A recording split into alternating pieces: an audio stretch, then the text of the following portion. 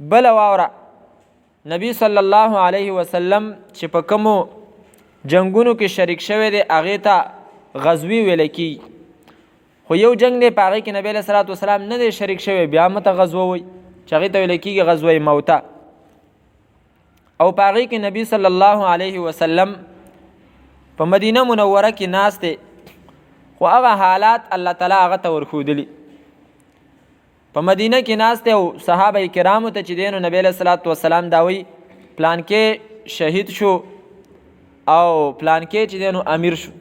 د پلانکي د لاس نه جنډه ولوېده پلانکي راواخیسته اوس هغه امیر شو دا دلیل دی د دې چې الله تعالی هغه ته دا خبرې ورښودلې او دا وحي وه دغه رنګې زنانه چې دی نو راغلی د مدینې ته او یو صحابي خط لیکلی دی او هغې له ورکړی دی چې ته لاړه شه دا خط ویسم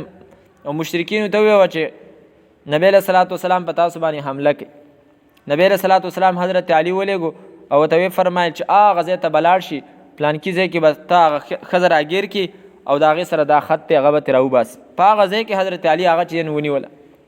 دا د نبی علیه صلات وسلام د پیغمبرۍ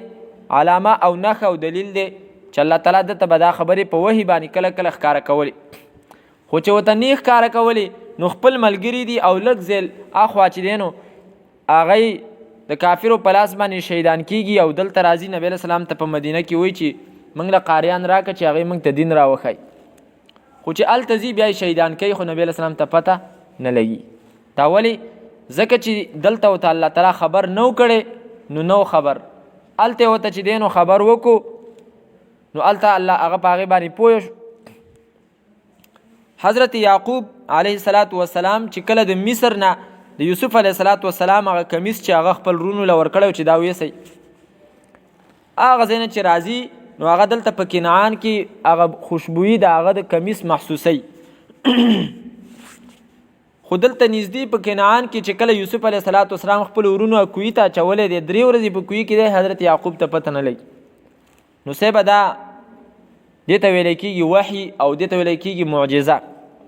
د دې جدا جدا حکمونه دي ورنه په غیبو باندې نبی علیه صلات وسلام نه پوهېږي په عامو غیبو باندې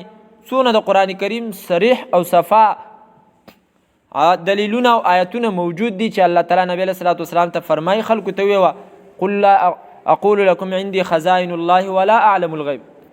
ای خلکو زه په غیبو باندې نه پوهېږم به هر حال دا د نبی علیه صلات وسلام د نبوت او د پیغمبرۍ یو څو نښې وي چې هغه ما تاسو ته بیان